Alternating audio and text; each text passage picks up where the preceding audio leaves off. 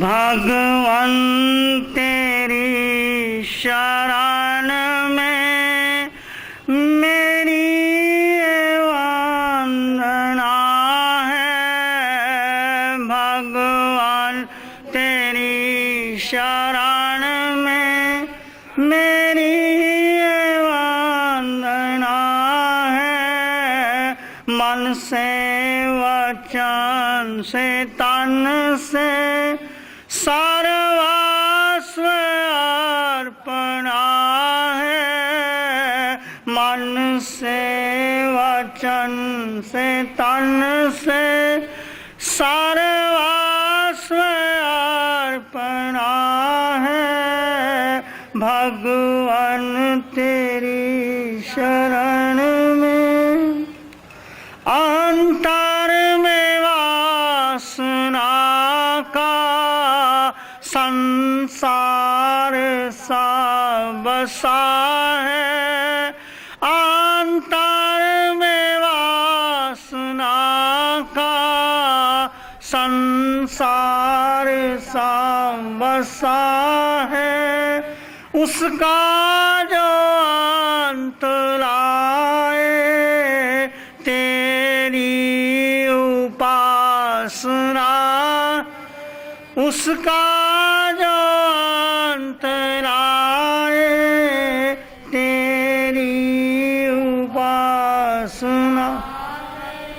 भगवान तेरी शरण में मेरी वंदना है।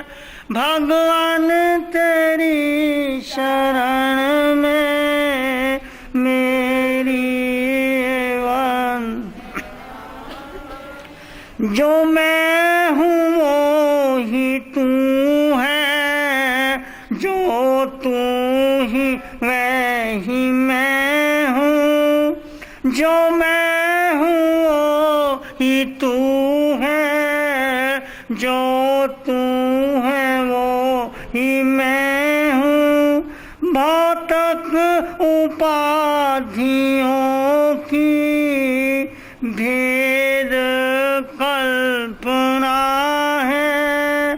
भौतिक उपाधियों भेद कल्पना। मन से वचन से तन से सर्वस्व अर्पणा है। मन से वचन से तन सर्वस्व तुझे है हमारा आदर्श है हमारा। तुझे है हमारा आदर्श है।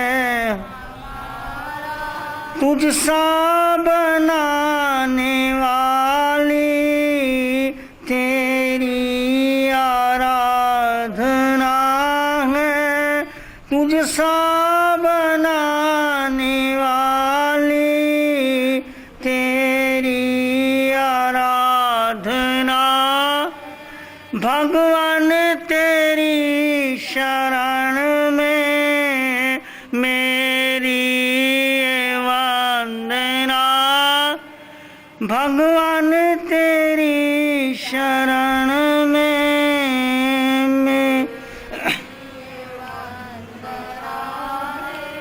प्रभाव छोड़ करके अपना स्वरूप पाओ। प्रभाव छोड़ करके अपना स्वरूप लेनी मुझे तुम्हीं से इतनी सी प्रेरणा। लेनी मुझे तुम्हीं से इतनी सी प्रेरणा। मन से वचन से तन से सर्वस्व अर्पण। मन से वचन से तन से सर्वस्व अर्पण। मीनारी रोशनी के तेरे चरण है भगवान। मीनारी रोशनी के तेरे चरण है भगवान। लेनी मुझे ये तुमसे इतनी सी प्रेरणा। लेनी मुझे ये तुमसे इतनी सी प्रेरणा। भगवान तेरी शरण में मेरी ये वंदना है। भगवान तेरी शरण।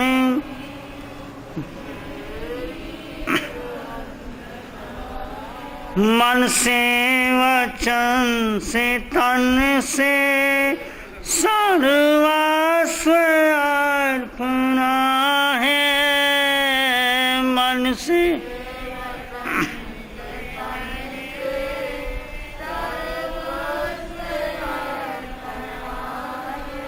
भगवान तेरी शरण में।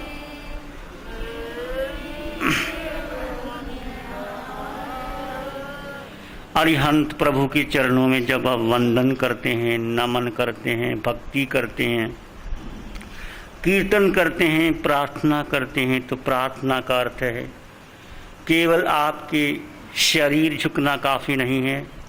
आपने हाथ झुका दिए, आपने सिर झुका दिया, आपने पांव झुका दिए नहीं। महत्वपूर्ण है आपका हृदय झुकना चाहिए, आपके भीतर का अहंकार निकलना चाहिए। आपका शरीर, आपका मन, आपका वचन सब कुछ समर्पित कर दो उस आराध्य देव के चरणों में। जब आप नमन करते हैं तो नमन का अर्थ है अपने भीतर खाली कर देना, झुक जाना, कुछ भी भीतर नहीं रखना। कोई अहंकार, कोई विचार, कोई धारणा, कोई परंपरा, कोई किसी प्रकार की उलझन मन में ना हो। केवल झुकने की तैयारी हो। हृदय झुक जाए, शरीर झुक जाए, वाणी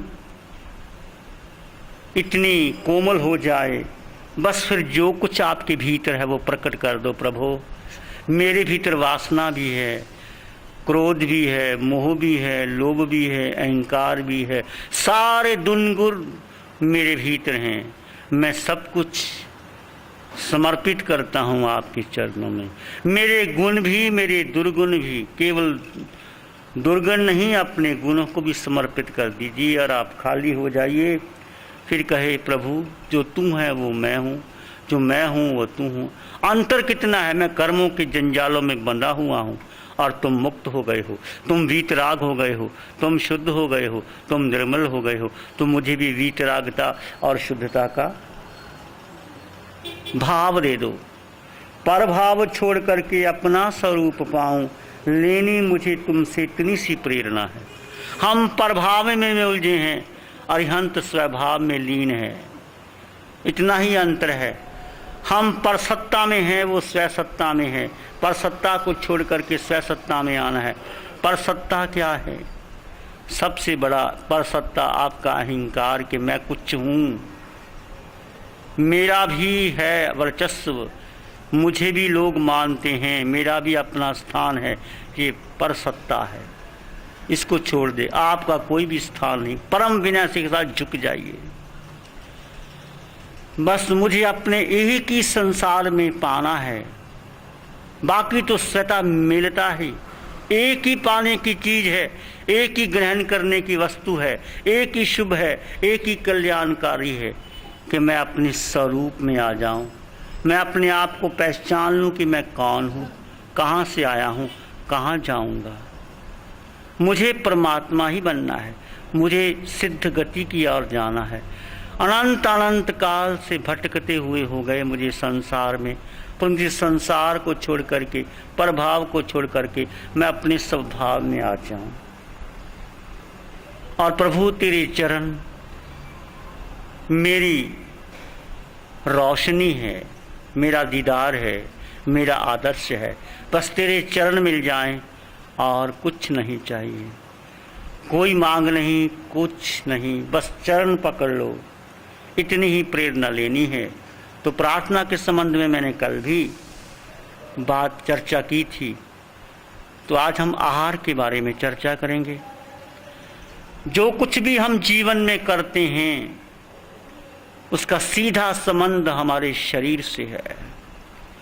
शरीर स्वस्थ है तो मन स्वस्थ है, मन स्वस्थ है तो चित्त स्वस्थ है, चित्त ठीक है तो विचार ठीक है, विचार ठीक है तो आचार ठीक है, आचार ठीक है तो गति, और गति से कर्म, और कर्म से जीवन का सारा ताना बाना बुना जाता है। तो फंडामेंटल आधार है, जैसे मकान की नींव मजबूत हो तो मकान मजबूत बनता है। शरीर स्वस्थ हो, शरीर सुंदर हो, शरीर बलिष्ठ हो तो आप कुछ भी कर सकते हैं। आप साधना शिविर में बैठे हैं, साधना करना चाहते हैं, तो साधना के दौरान आपको कैसा भोजन चाहिए, घर में कैसा भोजन चाहिए, क्या खाना चाहिए, कैसा खाना चाहिए। वैसे तो आहार, इस पूरे ब्रह्मांड से आप जो कुछ भी लेते हैं वो आहार के रूप में आता है। Whatever you receive outside to inside, that is aahar, that is food. इस ब्रह्मांड में आप जो कुछ भी लेते हैं, एक है रोमार, 3.5 करोड़ रोम भी आहार लेते हैं। जब आप किसी अग के पास बैठ जाते हैं, गरम गरम अग्नि, तो आपका सारा शरीर तप्त हो जाता है। जब किसी कूलर में चले जाते हैं आपका शरीर ठंडा हो जाता है, तो रोम रोम ने ठंडक ले ली और रोम रोम ने गर्मी ले ली। किसी नदी के किनारे, समुद्र के किनारे आप जाते हैं, आपका रोम रोम शीतल हो जाता है। किसी जलते हुए भट्टे के पास जाएं, अग्नि का भट्टा जल रहा हो और तुम पास में जाओ, तुम उत्तप्त हो जाओगे, तुम गर्म हो जाओगे, तुम्हारा अंग अंग गर्म हो जाएगा। तो रोम रोम आहार लेता है। फिर हम 5 इंद्रियों से आहार लेते हैं। शरीर से लिया, आंख भी आहार लेती है। जब आप किसी को गलत दृष्टि से देखते हैं, ये भी आहार है।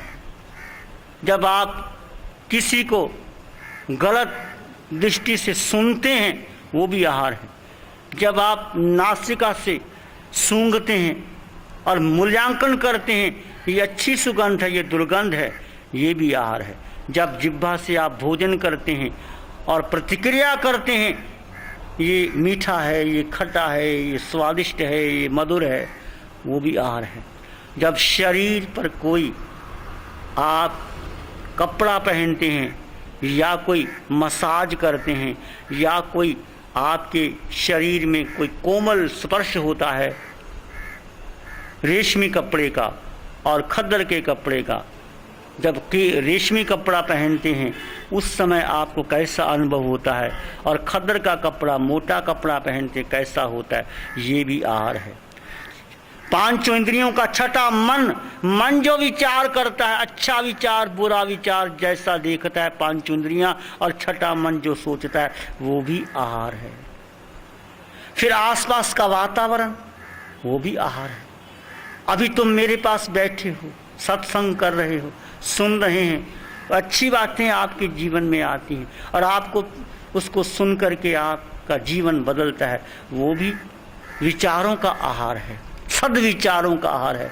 आप किसी नृत्यशाला में जाते हैं, किसी ऐसे कॉमेडियन में जाते हैं, किसी ऐसे पिक्चर में जाते हैं, वहाँ पिक्चर देखते हैं, बहुत संघर्ष, झगड़ा, दुख, पीड़ा, युद्ध, ऐसे बलात्कार की सीन, ऐसा खून बह रहा है, ऐसी दृष्टि में आप आते हैं, वो भी आहार है। पिक्चर में आप जब देखते हैं, वो भी आहार है। तो आजकल वैज्ञानिकों ने कहा, जब आप खाना खाते हैं तो खाना खाते समय आपको टीवी बंद कर देनी, टीवी नहीं देखनी चाहिए। सोते समय टीवी नहीं देखनी चाहिए। बच्चों के साथ जब बच्चे पढ़ते हैं उनको टीवी नहीं देखनी चाहिए। बच्चों को एक समय दो। और टीवी में आज तो बहुत बहुत चैनल्स हैं, पता नहीं क्या क्या चैनल है। पहले तो टीवी घर में एक ही होती थी, सभी इकट्ठे बैठ के देखते थे। अब तो हर कमरे में टीवी है, शायद बाथरूम में भी लग गई हो तो कह नहीं सकते, क्योंकि बाथरूम में सारी सुविधाएं हैं। आपका कमरा इतना अच्छा नहीं होगा जितना बाथरूम अच्छा होता। लोग बाथरूम दिखाते हैं हमको, महाराज बाथरूम तो देखो। हम कहते हैं भाई ध्यान का कमरा दिखा दो कौन सा है, समय का कमरा कौन सा दिखा दो। सब वेस्टर्नाइज्ड बनते जा। खैर तुम्हारी मर्जी। कुछ बातें ऐसी हैं जो आपके जीवन के लिए, आपके परिवार के लिए, समाज के लिए, राष्ट्र के लिए बहुत उपयोगी। आज हमारे जीवन में जो भी तनाव है, जो भी दुख है, जो भी पीड़ा है, संघर्ष है और बीमारियां हैं, इसका मूल आधार हमारा आहार गलत है। आज से 25 साल पहले या 15 साल पहले आप अपने घर का चौंका देखिए, जो आपकी दादी माँ या आपकी माँ भोजन बनाती थी, और आज अपने घर में आप क्या भोजन बनाते हैं और होटलों में क्या खाते हैं, कितना परिवर्तन आ गया है। सारा आहार ही गलत हो गया है। पहले घर में माँ, दादी माँ, बहन, पत्नी भोजन बनाती, सात्विक भोजन बनाती, और भोजन बनाते समय उसके भीतर एक मंगल भावना होती। एक माँ जब अपने बेटे के लिए भोजन बनाती है, कितनी मंगल की भावना होती है। एक पत्नी जब अपने पति के लिए भोजन बनाती है, कितनी मंगल भावना होती है। एक बहन जब भाई के लिए भोजन बनाती है, कितनी मंगल भावना होती है। भोजन बनाते समय मंगल भावना, खिलाते समय मंगल भावना, और खुद परोसते समय मंगल भावना। और जब आप बड़े बड़े 5 स्टार होटलों में जाते हैं, वहाँ खाते हैं, वहाँ कैसा बनता है, अंदर क्या होता है, बाहर क्या होता है, जो आपको बहरा लेके आता है, उसका तो मतलब है आप मीनू सिलेक्ट करो और भोजन आए। और टिप क्या बनती है उसकी, उसका मतलब टिप पर है, उसका मतलब कोई आपको खाने खिलाने पर नहीं है। जब विचार उसके ऐसे हैं तो भोजन जो बनाने वाला है, वहाँ खिलाने वाला है, आपको परोसने वाला है, और वहाँ बैठ के खाने वाले हैं, तो क्या प्रभाव पड़ेगा आप स्वयं में नजर कर लो। और आज सारे आहार गलत हैं, जो वेस्टर्नाइज हैं, जो फास्ट फूड हैं, ये सब बीमारियों का घर है। ये जो पका हुआ आहार आपको अध कच्चा अध पक्का, ये नूडल, ये पिज़्ज़ा और ये क्या क्या नए नए नाम आ गए हैं, हमने तो कभी देखा ही नहीं था अपने जीवन में। बर्गर, हॉट डॉग और पता नहीं क्या क्या, ऐसे नाम भी देखो कैसा गंदा नाम है। ये अमेरिकन, जब अमेरिका गया था वहाँ पता लगा हॉट डॉग क्या होता है। हॉट डॉग, डॉग का मतलब कुत्ता, हॉट का मतलब गरम। क्या अर्थ निकला इसका। देखो खाना खाने से पहले वो चीज क्या है और आप खाते। और मैगी, आजकल मैगी चली हुई। मैगी क्या है, वो घर में सेमियां बनाते थे, वो ज़्यादा अच्छी थी, माँ बहन परोसती थी। मैगी में बतना कितना मसाला और गलत आहार। तो विचार करो, आप सबको, बहनों को चाहिए इस प्रकार का आहार ना बनाएं। घर में ताज़ा आहार बनाएं, सात्विक आहार बनाएं, सुंदर आहार बनाएं, मंगल की भावना से ओतप्रोत आहार बनाएं। ये सारे आहार जो बाजार के, ये सब गलत है। और साथ में जो पेय पदार्थ है आपके, ये पेप्सी कोला, कोका कोला, सारे जहर हैं। ये तुम अपना दांत टूट गया हो, उसके अंदर रख दो तो दांत गल जाएगा। जब वो दांत हड्डी गला सकता है, तो तुम्हारे बाथरूम में उस पेप्सी कोला, कोका कोला पड़ जाए, उसमें देखना किस प्रकार के निशान पड़ते हैं, और साबुन से, सर्फ से धोना पड़ता है, डस्टर लगाना पड़ता है, तब उसका दाग जाता है। जब पेप्सी कोला, कोका अंदर जाएगा, उसका क्या हाल होगा। और आजकल के वैज्ञानिकों ने प्रयोग किया है, मैंने पहले भी आपको बताया था, इस शिविर के दौरान फिर मैं आपको कह देता हूँ। वैज्ञानिकों ने प्रयोग किया, 3 प्रकार के प्याले लिए, उसमें पानी डाला, एक सात्विक आहार रखा, जो आप सात्विक आहार उसे कहते हैं जो आप घर में आपकी बहन माँ बनाती है। चावल है, चपाती है, सब्जी है, दाल है, दूध है, दही है, मट्ठा है, ये सब सात्विक आहार है, फल है। और तामसिक आहार गरम गरम मसाले, चटनी, अधिक मिर्च, मसाले, ये तामसिक आहार है। समोसा, मसाला डोसा, पकौड़े, ये ऐसा जो तला हुआ आहार है जो तामसिक आहार है। और रासिक आहार जो आपके चित्त उत्तेजना पैदा करता है, जैसे आप गरम गरम चाय काफ़ी पीते हैं, मिर्च खाते हैं, लहसुन खाते हैं, कांदा, लहसुन और प्याज खाते हैं, ये सब तामसिक आहार है। कितनी बदबू आती है, जो नहीं खाते उनको इतनी बदबू आती है कि उल्टी आ जाती है। ऐसा आहार बहुत तामसिक आहार होता है। और वो आहार, और तीसरा मांसाहार, जो अंडे, मांस, मछली खाते। 3 प्रकार के आहारों को एक प्याली में डाल दिया गया, पानी का भर दिया, पानी प्याली को, उसमें सात्विक आहार डाल दिया, जो चपाती, चावल, सब्जी आप खाते हैं। दूसरे में मसाला, डोसा, समोसा, जो तामसिक आहार डाल दिया गया। तीसरे में मांसाहार, जो लोग मांस खाते हैं, आमलेट खाते हैं, वो डाल दिया गया। जो सात्विक आहार था 12 घंटे में पानी में घुल मिल के एक हो गया, कुछ भी नहीं हुआ उसमें। और जो तामसिक आहार था या जो तला हुआ आहार था, वो 26 घंटे लग गए उसको घुलने में। मसाला डोसा, समोसा, गरम गरम जो आहार खाते हैं आप, बाज़ार से खाते हैं, 26 घंटे लग गए। और उस पानी में सलान सी आने लग गई। और जो मांसाहार का पैकेट डाला गया, वो 76 घंटे लग गए उसको डिज़ाल्व करने में, घुलने में, और जीव जंतु पैदा हो गए। आप देखो, जब व्यक्ति के पेट में ऐसा मांसाहार जाएगा, 76 घंटे के बाद हजम होगा, कीड़े पड़ जाएंगे, तो शरीर का क्या हाल होगा, खुद देखिए। और जो आहार आप खाते हैं 12 घंटे में हजम हो जाता है, निस्सार निकल जाता है, सार रह जाता है, वो आहार आपके लिए उपयोगी है। दूसरा आहार भी आपके लिए उपयोगी नहीं है।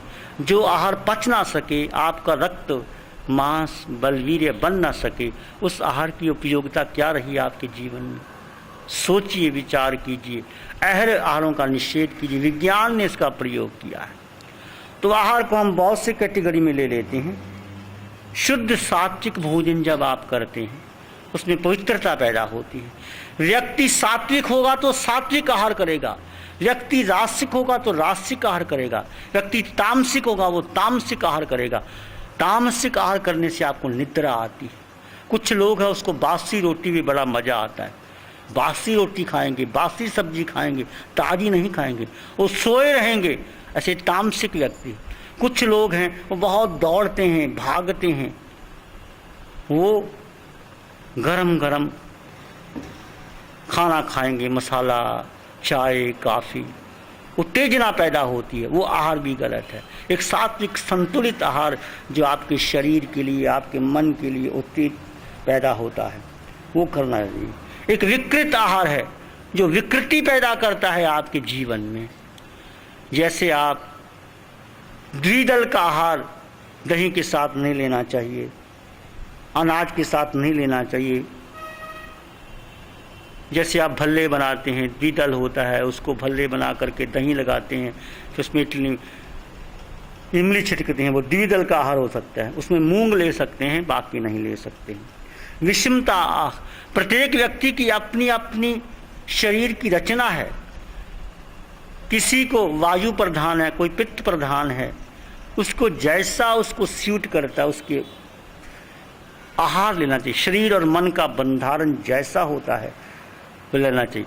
अधिक घी, तेज मिर्च, मसाले, हींग, प्याज, लहसुन, बैंगन शरीर में उत्तेजना पैदा करता है। मैदा और शक्कर से आंतें बिगड़ जाती हैं। ज़्यादा मैदा खाना, शक्कर खाना, इन सब की अधिकता से शरीर में रोग पैदा हो जाते हैं। और रोग से निपटार लेने के लिए आप रॉ फूड लें, कच्चा आहार लें, उससे उत्तेजना शांत हो जाती है और व्यवहार करना चाहिए। तो प्रकृति ने हमारे लिए निश्चित किया है, मनुष्य को पता है कि कब खाना, क्यों नहीं खाना। पशु पक्षी भी जो दिन में आहार लेते हैं वो रात को आहार नहीं लेते। मनुष्य एक ऐसा प्राणी है, वो दिन को भी खाता है, रात को भी खाता है, जब समय मिल जाए वो खाता ही रहता है। रात को खा के आप सो जाते हैं तो आप कैसे भोजन पचेगा, फिर कैसे आपका शरीर सुंदर रहेगा। वैज्ञानिकों ने बताया, भगवान महावीर ने रात्रि भोजन का निषेध एक बड़े वैज्ञानिक ढंग से किया कि सूर्य कमल, सूर्य जैसे अस्त होता है, आपकी नाभि केंद्र में जो कमल है वो अस्त हो जाता है और भोजन पचने की शक्ति नहीं रहती। इसलिए सूर्य अस्त के बाद भोजन नहीं करना, सूर्य उदय से पहले सूर्यास्त से पहले भोजन कर लेना बहुत वैज्ञानिक पहलू है, बहुत अच्छा है। सोने से पहले आपका भोजन हजम हो जाए, फिर आप आराम से सो सकते हैं, सुबह जल्दी उठ सकते हैं, प्राणायाम व्यायाम कर सकते हैं। आहार का बहुत बहुत उपयोग है। और कैसे खाना, बहुत ठूस ठूस के खाना भी गलत है। कम खाएं, थोड़ा थोड़ा खाएं, बार बार ले सकते हैं, उसमें अनाज कम हो, उसमें बाकी मट्ठा सलाद वगैरह ले सकते हैं। पानी भी तरीके से पिएं। सुबह उठते ही आप 2 गिलास पानी पी लेते हैं तो कब्जी वगैरह आपको नहीं रहती। सुबह उठ कर के प्रातः जब प्रार्थना करते हैं, ध्यान करने के बाद आपको लगे कि आप स्वस्थ हैं तो 2 गिलास पानी के पी सकते हैं। और जिनको ज़्यादा कब्जियत है वो 6 गिलास सुबह धीरे धीरे बढ़ा दे। बहुत सी बीमारियाँ से ठीक होती हैं, बहुत सी बीमारियां, कब्जियत है, अल्सर है, ब्लड प्रेशर है, हार्ट की प्रॉब्लम है, पानी से बहुत सी बीमारियां ठीक हो जाती हैं। जिनको ऐसा हो तो पहले शुरू करें 2 गिलास, फिर 3, 4, 5, 6 गिलास पानी पिए। घंटे के बाद नाश्ता करें, पहले कुछ ना खाएं। और 2 गिलास पानी के बाद भी आधे पौने घंटे के बाद नाश्ता करें, पहले कुछ ना खाएं। ये आपके लिए बहुत ज़रूरी है। चीनी बहुत नुकसानदायक है, मैदा बहुत नुकसानदायक है। चावल जो आप बासमती चावल खाते हैं ये भी आपके फ़ायदेमंद नहीं। मोटे चावल जो गांव में लोग खाते हैं, जिसके ऊपर पॉलिश नहीं की होती, वैसे ही चावल होते हैं, वो चावल फ़ायदेमंद होते हैं। और चीनी के स्थान पर आप गुड़ ले सकते हैं। भोजन के बाद 15-20 मिनट आप बाईं करवट लेट जाएं, भोजन कर, जब वज्रासन में बैठ जाएं भोजन करने के बाद भोजन हजम हो जाएगा। या बाई करवट पे लेट जाएं, ठीक हो जाता है। उपवास छोटी मोटी बहुत सी बीमारियों का अलग इलाज है। आपको लगे हफ्ते में एक उपवास कर लिया, आइम्बिल कर लिया, आइम्बिल से बहुत बीमारियां ठीक होती हैं। और आइम्बिल से आपके शरीर में एक तेजस्विता पैदा होती है। आइम्बिल करने से बीमारियां ठीक हो जाती हैं। हफ्ते में एक आइम्बिल उपवास करना बहुत शरीर के लिए, मन के लिए बहुत अच्छा है। यदि हल्का बुखार हो जाए, सिर दर्द हो जाए, बीमारी हो जाए, खांसी जुकाम हो जाए तो क्या करना, उपवास कर लो, केवल पानी पर रहें, पेट साफ हो जाएगा, रोग निकल जाएगा। आप करके देखिए। भोजन कब करें, जब भूख लगे तब भोजन करें, भूख ना लगे तो भोजन करें ना। उतना ही भोजन करें जितना भोजन शांत हो जाए, और सादा भोजन कर लें। भोजन करते समय भी आपका मन शांत एकाग्र रहना चाहिए। जब तक पहले ग्रास को पूरा चबा ना लें, दूसरा मुख में ना डालें। भोजन करने से पहले प्रार्थना करें, नमकार मंत्र का पाठ करें, समाधि ध्यान अवश्य करें। भोजन भी एक भजन है, एक प्रार्थना है। इसको हड़बड़ी में मत करें। क्रोध आए तो भोजन ना करें, ईर्ष्या आए तो भोजन ना करें, टेंशन डिप्रेशन आ गए तो भोजन छोड़ दें। शांतिपूर्वक विश्राम जैसे आप प्रार्थना करते हैं, समय करते हैं, भोजन करने से पहले प्रार्थना कर लें, विश्राम कर लें और भोजन उस समय करें। भोजन तब सोते सोते जब आप सोने नींद आ रही है तो भोजन नहीं खाना चाहिए। सारा भोजन पड़ा रहेगा, आपको नुकसान देगा। जब चिंता क्रोध बेचैनी हो, शोकातुर भोजन ना खाएं। प्रयोग किया था, मैंने बताया था, एक बिल्ली को भोजन दिया। रशिया का पावले एक वैज्ञानिक था, उसने बिल्ली को भोजन दिया, एक्सरे लगा दिया गया। भोजन खाने लगी बिल्ली तो सारे भीतर के रस छूटने लगे। उसने प्रयोग किया, साथ में कुत्ते को छोड़ दिया। बिल्ली ने कुत्ते को देखा तो डर गई, सहम गई, और सहम गई तो भोजन वहाँ पड़ा रहा, भोजन ग्रहण नहीं कर सकी। जब व्यक्ति को डरा हो तो सारे रस पाचक बंद हो गए भोजन के, और भोजन जो अंदर पड़ा ठंडा हो गया।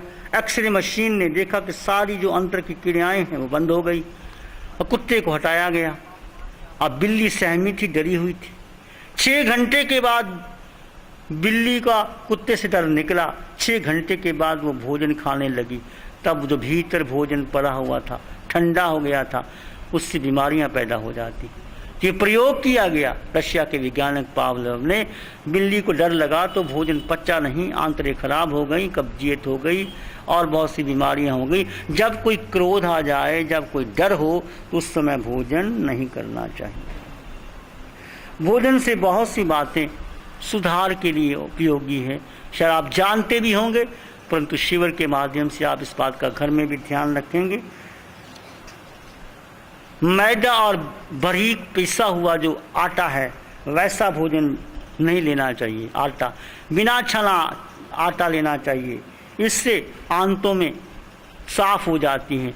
बहनें क्या करती हैं, सारा छान लेती हैं आटा और जो चोकर है उसको बाहर फेंक देती हैं और बारीक आटे की रोटी बनाती हैं। दिखने में अच्छी लगती होगी, परंतु वो नुकसान करती है। आटे को छानने की जरूरत नहीं, चोकर के साथ ही भोजन बनाएं, जिससे भोजन पच सकता है अच्छी तरह, मैदा नहीं।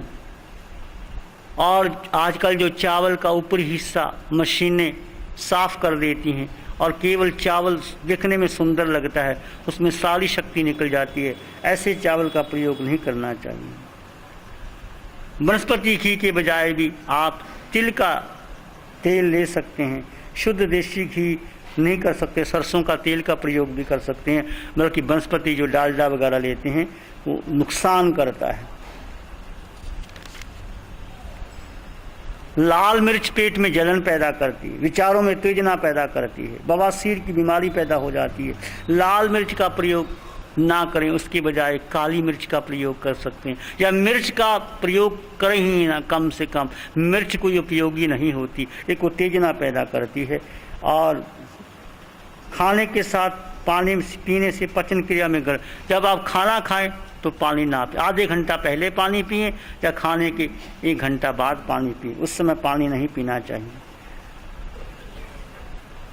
नमक अध का प्रयोग करना, वैसे तो हर, चाहे फल है चाहे सब्जियां हैं, वो हर मीठी भी हैं और नमकीन भी हैं। आपको कुछ डालने की जरूरत नहीं, प्रकृति ने सब कुछ बनाया हुआ है। ना उसमें आप चीनी डालिए, ना उसमें नमक डालिए, जैसा है उसको वैसा ही लीजिए, इसलिए अच्छा रहता है।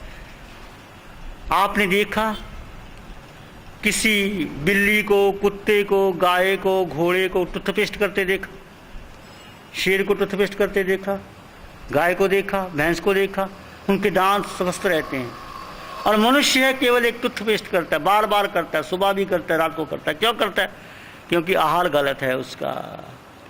अमेरिकन लोगों के देखो दांत बड़े गंदे होते हैं, बदबू आती है, मांसाहार है उनका। यदि वो मांसाहार करते हैं, पक्का आहार करते हैं, फास्ट फूड करते हैं, तो सारे दांत खराब हो जाते हैं, बदबू आती है, पेट साफ नहीं होता। यदि आप प्राकृतिक आहार करते हैं, प्रकृति ने जैसा दिया है वैसा भोजन करते हैं, तो आपको टूथपेस्ट करने की कोई ज़रूरत नहीं। आपके दांत स्वस्थ रहेंगे, शांत रहेंगे। दांतों की बीमारियों का ज़्यादा कारण है हम चीनी लेते हैं, मैदा खाते हैं और चॉकलेट और सब ऐसा। बच्चों को भी चॉकलेट मत खिलाइए, उनको थोड़ा और घर में चीज़ बना। कभी ऐसा कोई ऐसा समय हुआ तो मैं नहीं कहता, अधिक देना गलत है।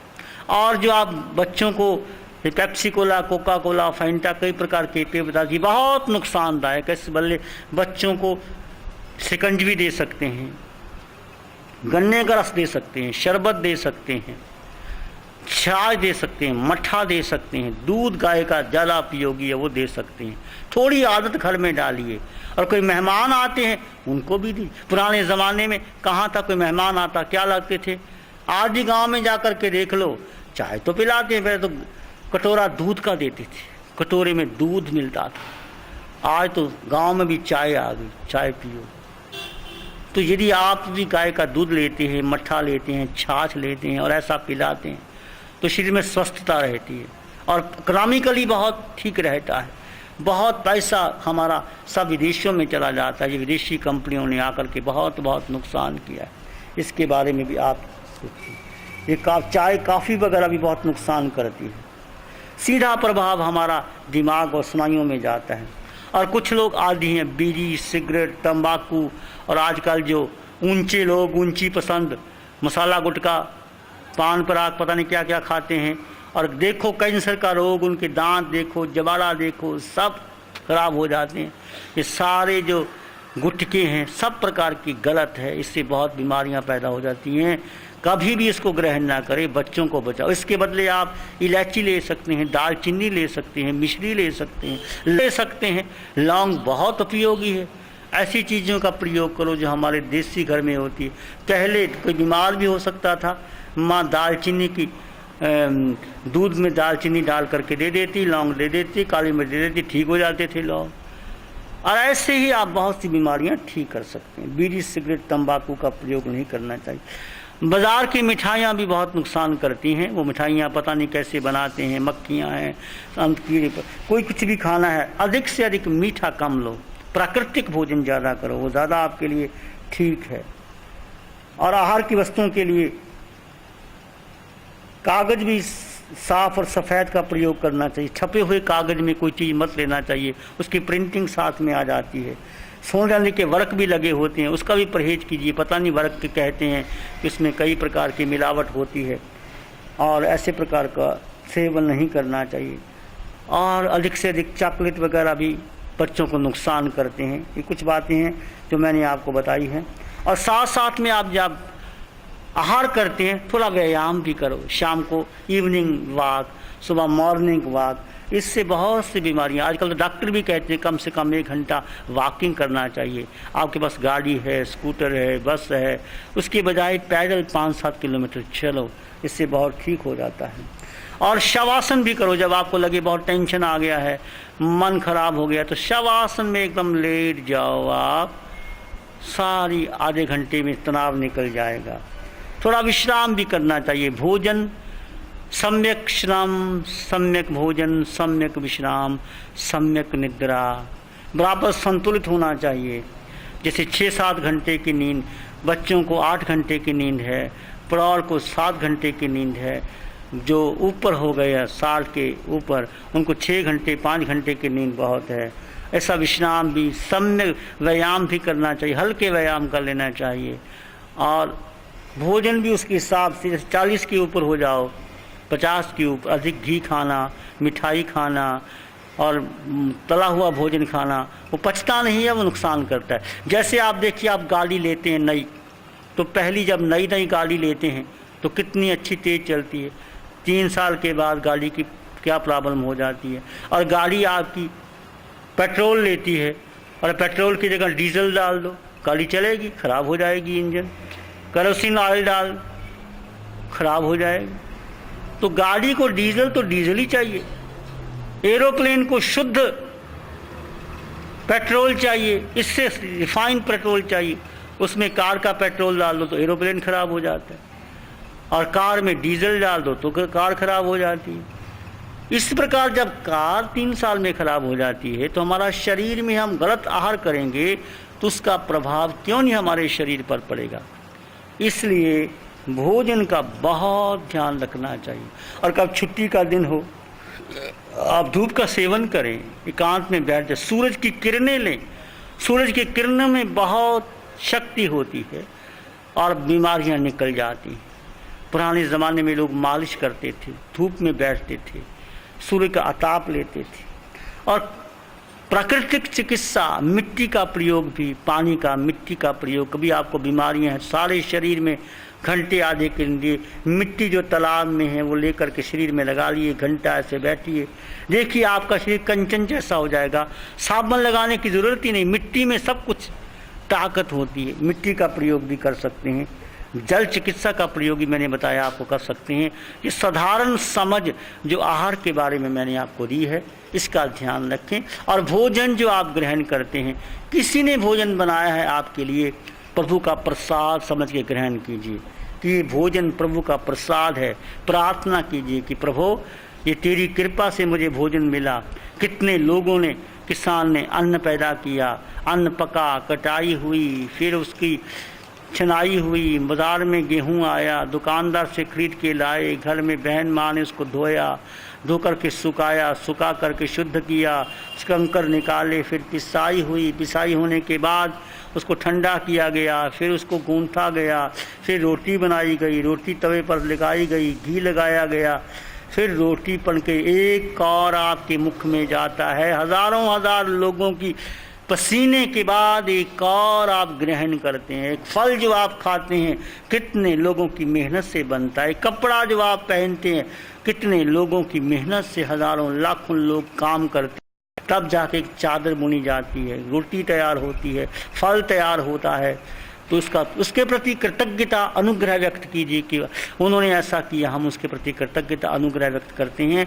और भोजन एक प्रसाद, जैसे मंदिर में गए तो मंदिर में क्या प्रसाद कितना मिलता है, एक चम्मच मिलता है, और प्रभु का प्रसाद समझ करके आप बड़े भक्ति भाव से ग्रहण करते हैं और संतुष्ट हो जाते हैं। ऐसे भोजन को भी जब आप साधना शिविर में आए हैं अकेले बैठ के भोजन करें, प्रभु का प्रसाद जैसा मिल गया, शांत मन से, शांत चित्त से, स्वस्थ शरीर से अकेले भोजन करें। बस ये अवसर मिला है, और किसी को भोजन की ज़रूरत हो तो भावना रखें कि मेरे से कोई भोजन ग्रहण कर ले ताकि मैं दे सकूं। ऐसे भोजन के थोड़े से नियम पहले भी हमने चर्चा की थी, इसके बारे बताए हैं, ये बहुत उपयोगी है। आजकल जो भोजन करते केवल जिह्वा का स्वाद, बस केवल स्वाद से लगे। आजकल जितने ये फ्रूटी आती है या जूस आते हैं, ये सारे शुद्ध नहीं हैं, बस केवल उसमें केमिकल मिला के तैयार किए, आपकी जिह्वा को अच्छे लगे आप लेते हैं। इसके बजाय शुद्ध सात्विक ताज़ा आहार, प्राकृतिक आहार, स्वच्छ आहार, सुंदर आहार, टिकाऊ आहार तैयार करें। आप देखते हैं पहले बुजुर्ग जो आज से 20 साल पहले हमसे बहुत स्वस्थ थे, शांत थे, सादा कपड़ा पहनते, सादा भोजन करते थे। शादी भी होती तो 7-7 दिन शादी में, और शादी में रोज क्या बनता था, सिंपल। आज भी तुम जाओ गांव में जाओ, सिंपल शादी होती है, और शादी में अधिक से अधिक घी बूरा दे देते,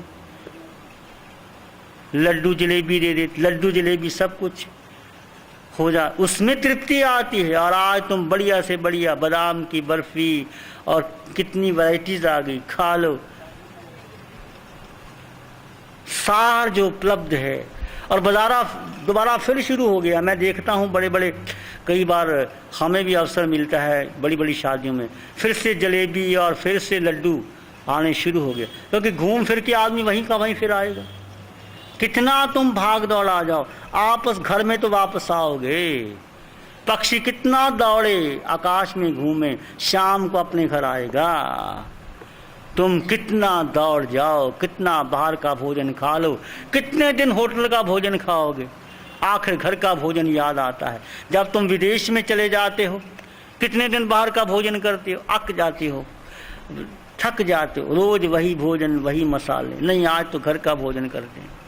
जब आप शादी करके वापस आते हैं तो पूरी कचौड़ी से ऊब जाते हैं, फिर क्या लगता है, वही घर की चपाती, वही रोटी हमें अच्छी लगती है, वही दाल सब्जी अच्छी लगती है। ये मन क्या बड़ा चंचल, बार बार बार बार नया चाहता है, नया चाहता है। फिर जो पुराना हो जाता है, नया को लेके पुराने में आ जाता है, तो लोग फिर उसी में आ जाते हैं। तो कहने का अर्थ कुछ भी लो, भोजन गुणवत्ता देखो, गुणवत्ता क्या है, उसमें सार क्या है, खाने योग्य क्या है। तो शरीर ऐसा है, जो भी आप आहार करते हैं वो सार ग्रहण कर देता है। जो भोजन आप ग्रहण करते हैं उसका भोजन का जो निस्सार है वो शरीर फेंक देता है मल मूत्र के द्वारा। अंदर कुछ भी फॉर एलिमेंट नहीं रहती, जो गलत है, जो निस्सार है, शरीर मल मूत्र के रूप में फेंक देता, पसीने के रूप में, नाक के मैल के रूप में बाहर। उसके बाद जो सार रहता है आहार का, उससे क्या बनता है, उससे मांस, मज्जा, रक्त, बल, वीर्य बनता है। उससे सूक्ष्म आहार, उससे आपका मन बनता है। कहा भी जाता है, जैसा खाए अन्न वैसा होवे मन, जैसा पीवे पानी वैसे बोली वाणी। एक बहुत एक उक्ति है, एक कहावत है कि हम आहार पर बहुत ध्यान देना चाहिए। अपने बच्चों को भी देखें कि बच्चे जो बाहर जा रहे हैं किस प्रकार का आहार करते हैं। कभी हुआ शादी या ऐसा कार्यक्रम में आप ले लिया, रोज़ यदि आप गलत आहार करते हैं तो फिर बच्चे भी आपकी बात नहीं सुनेंगे, संस्कार नहीं पड़ेंगे, उनका मन नहीं लगेगा सामायिक में, ध्यान में, प्रार्थना में मन लग, क्योंकि शरीर में उत्तेजना पैदा हो जाती। तुम मिर्ची खाओ और काफ़ी पियो और फिर ध्यान करो, देखो सारे शरीर में जलन पैदा हो जाती। तुम सात्विक भोजन लेके बैठो, फिर ध्यान करो, फिर देखो कितनी लगती, तो कितनी उत्तेजना पैदा करती है। एक मिर्च, एक कॉफ़ी और लहसुन, प्याज, बैंगन भी गलत है।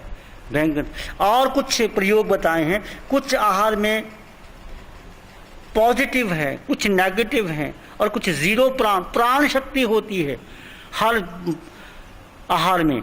जैसे कि आप कोला देखा आपने, जो कई बार नज़र उतारते हैं, दक्षिण में देखा कि कोला वो बाहर लगाते हैं। कोला जो है, जो पेठा कहते हैं, उसमें बहुत प्राणी ऊर्जा होती है, बहुत शक्ति होती है, जो आप वेस्ट करके फेंक देते हैं। कुछ पॉजिटिव प्राण शक्ति होती है, जैसे कि सारे सात्विक आहार है, सब्जियां हैं, फल हैं, दही है, मट्ठा है, ये पॉजिटिव है। और कुछ नेगेटिव है जो आपके प्राण शक्ति ले लेती है, ये बैंगन, ये लहसुन, ये कांदा, ये हरी लाल मिर्च, चीनी, मैदा, ये प्राण शक्ति आपकी ले जाती है। कुछ जीरो प्राण है, खाओ ना खाओ वैसे का वैसा, जैसे टमाटर हैं और आलू है, खा लो तो भी, ना खाओ तो जीरो प्राण है। तो अधिक ऊर्जा कैसे मिले? सात्विक आहार में, प्राकृतिक आहार में अधिक ऊर्जा मिलती। अंकुरित आहार नहीं लेना चाहिए। कुछ डॉक्टर लोग एडवाइस करते हैं अंकुरित आहार में असंख्यात जी पैदा हो जाते हैं, अंकुरित आहार बिल्कुल नहीं लेना चाहिए, जैन दृष्टि से ठीक नहीं है। असंख्यात जी पैदा हो जाते हैं, पहले उसको अंकुरित करते हैं फिर उसको खाते हैं।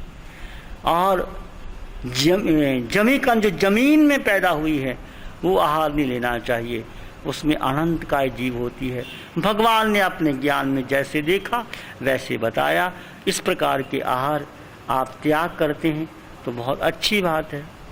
और पंजाब में तो बहुत रिवाज है आलू खाने का और प्याज खाने का। उधर जाओ दक्षिण में, गुजरात में, यदि आप आलू खाते हैं बहुत बुरा मानते।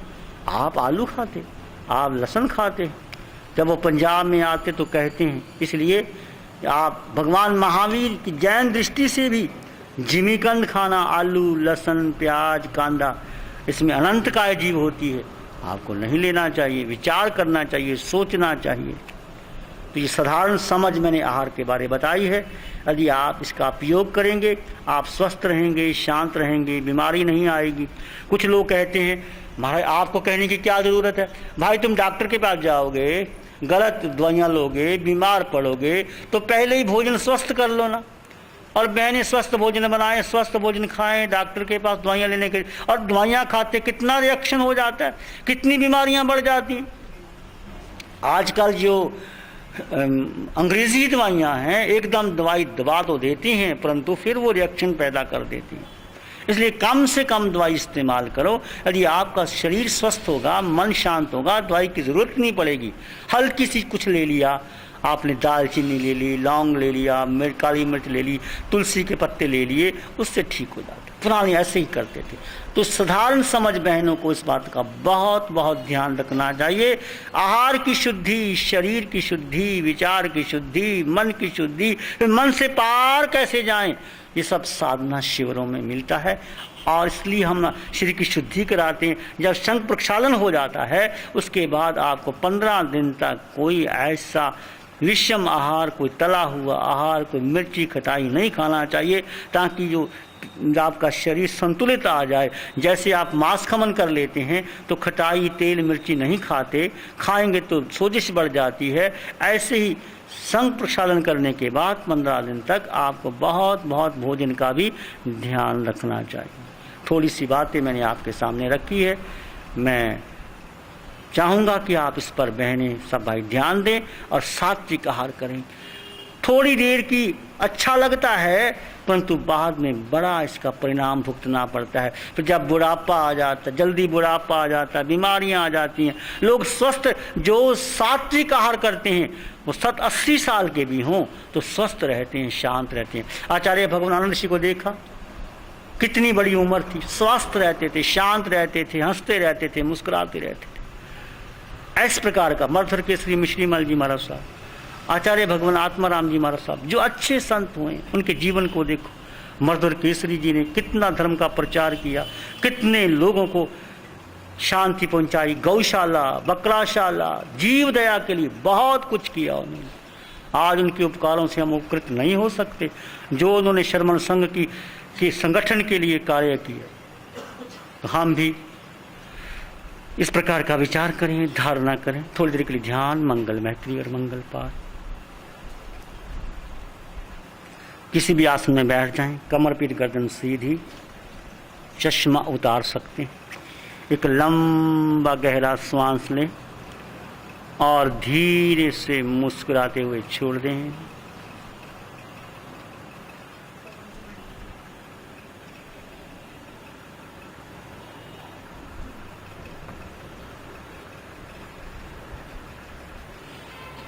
एक श्वास के साथ नान्तायण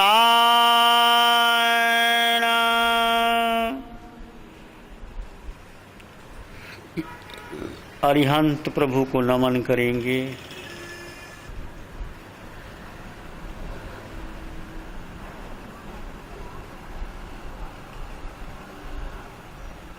अंग अंग में, कण कण में वीतरागता का भाव लाएं।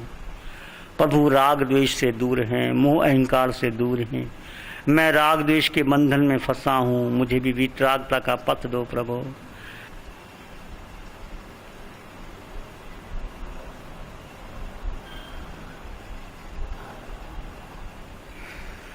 एक और लंबा गहरा श्वास। नामो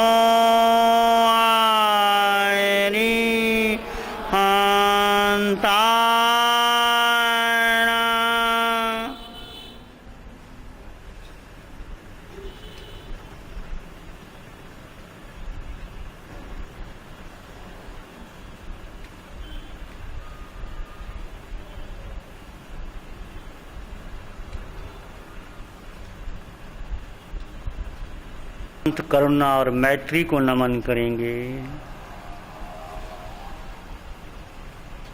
प्रभु आपकी अनंत करुणा और मैत्री ने लाखों करोड़ों लोगों को धर्म की राह बताई, जीवन जीने की कला सिखाई।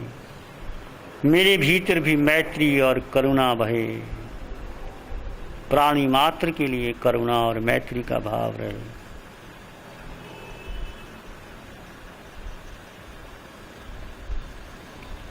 एक बार फिर लंबा गहरा श्वास। नान्तायण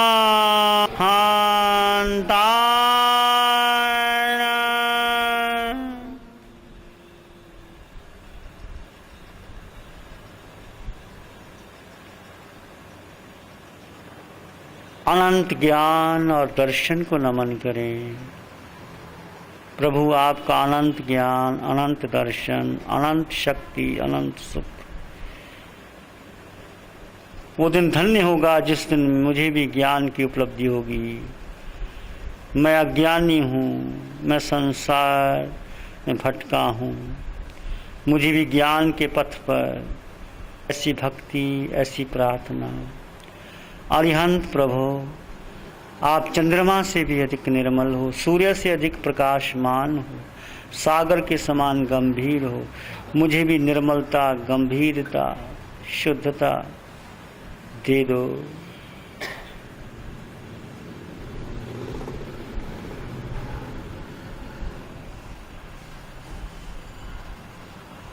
अपने अंग अंग नमस्कार सब सान, नमस्कार अरिहंत को, नमस्कार सब सान, नमस्कार शुद्ध धर्म को है उपकार आनंद। नमस्कार शुद्ध धर्म को है उपकार आनंद। चित्त हमारा शुद्ध हो सद्गुण से भर जाए। चित्त हमारा शुद्ध सद्गुण से भर जाए। सेवा करुणा प्यार ही मन मानस लहराए। सेवा करुणा प्यार ही मन मानस लहराए। अरिहंत प्रभु को नमन, सिद्ध प्रभु को नमन, शासन देव शासन माता को नमन, माता पिता और गुरु को नमन। सबके प्रति कृतज्ञता का भाव, सबका भला हो, सबका मंगल हो, सबका शुभ हो। नमो अरिहंतानं, नमो सिद्धानं, नमो आयरियानं, नमो वज्जायानं, नमो लोय सब साहुनं, धम्मो मंगल मुकितम अहिंसा संयमो तवो देवावित्तं नमं संति जस धम्मे से अमनो। श्री चत्तारी मंगलम, आरिहंता मंगलम, सिद्धा मंगलम, साहु मंगलम, केवली पानात्तो धम्मो मंगलम। चत्तारी लोग उत्तम, आरिहंता लोग उत्तम, सिद्धा लोग उत्तम, साहु लोग उत्तम, केवली पानात्तो धम्मो लोग उत्तमो।